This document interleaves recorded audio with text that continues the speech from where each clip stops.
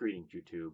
A somewhat appropriate shirt I have on at the moment because the word showing is war, because that's what the GOP has declared on America. So I saw a couple of graphics over on 538.com the other day, and I thought they were very appropriate to my current series of videos dealing with Donald Trump. Now, come on, cat. Yeah, you know. I need to be able to access my mouse. There you go. Okay. So we have two main graphics. The first shows what would the electoral college look like if just women voted on November 8th. And if that were to happen, the electoral votes for Trump would be 80, and the votes for Clinton would be 458. So that would be somewhat vast crushing of Donald Trump. The other graphic shows what would it look like if just the men voted, something that there are, unfortunately, too many social conservatives actually back the idea of removing women's right to vote. And if that were so, Trump would get 350 electoral votes, and Clinton would get 188. Again, crushing Clinton. Now, this tells us two things, in my opinion. The first says that if women all vote for Clinton, we end Trump. And for the most part, the Republican Party, gone. None of the people currently running for office that are Republican would win this election. And that would be a marvelous thing. Now remember, Donald Trump said that the Second Amendment people could take care of Clinton. Now he rolled back on that because he always says something completely and utterly outrageous and then rolls back later. It's the action very similar to Schrodinger's douchebag, where someone says an outlandish thing, and if people laugh at it or not, decides if he's being serious. In the same vein, Donald Trump says outlandish things, and depending on the kind of reaction he gets, he rolls back or not. So he rolled back on the Second Amendment comment, but the dog whistle had already been blown. The message had already been sent to his hardcore base, and it was just red meat for that base. And the message was simple. If Clinton wins, assassinate her. So here's a radical concept. Why don't we, the Democrats, tell the 19th century amendment people to end Trump? And that just means that women have to get out and vote Democrat. So if every woman in America uses her vote to vote for the Democrats, Donald Trump doesn't get to be president. And we don't get a sexual predator who boasts about it on the news in the White House. The second thing this tells us is that there are a whole lot of misogynists amongst the men in America. Because not all men are conservative. I know, I'm a man, I'm not conservative. And yet, this poll shows me that 350 electoral votes would go towards Trump if just men voted. And sadly, one of the states that would support him would be mine, New Hampshire.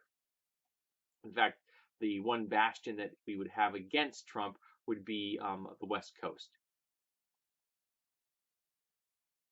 Why are so many men acting in a very misogynistic manner this election cycle? You can't tell me it's because of Clinton's policies, because Clinton's policies aren't a whole lot different than George Bush's policies. So you can't tell me it's that she's soft on war because she's a war hawk. You can't say she's soft on Wall Street because she's in their pocket. So the one defining characteristics that separates Hillary Clinton from every other candidate that's ever run for president is that she's a woman. So why are so many men so deeply misogynistic? Can someone explain that to me? What is it that scares men so much about the president being a woman? Because she's at least a public servant. She's at least college educated. she's at least shown she has some capacity to lead something.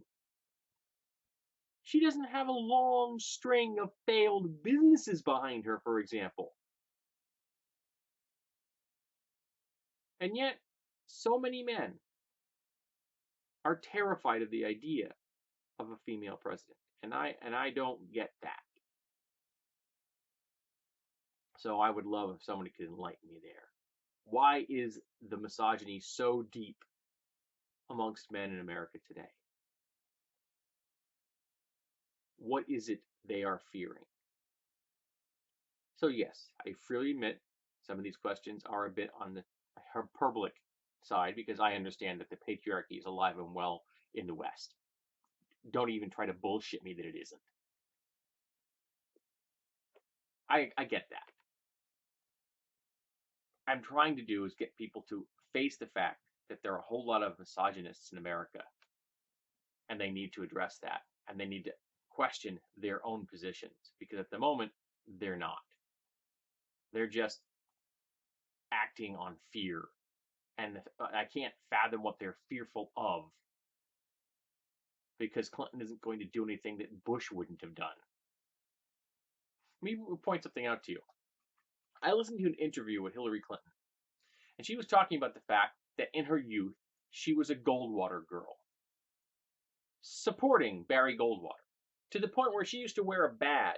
She had a button that said Goldwater Girl on it. So a literal, like card carrying Goldwater Girl. Now, I don't think she ever stopped being a Goldwater Girl. I think the Democratic Party just kept moving to the right, so Hillary Clinton just stayed in place and everything just went whoosh, until it finally came in line with her. Because for the past 40 or 50 years, the Democrats have been desperately trying to turn themselves in to the Republican Party, and they've been remarkably successful.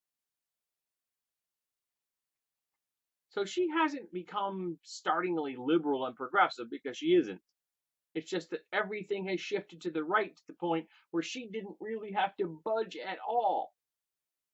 And except maybe on the role of feminism, I'm not sure that she carries many really noteworthy liberal progressive views.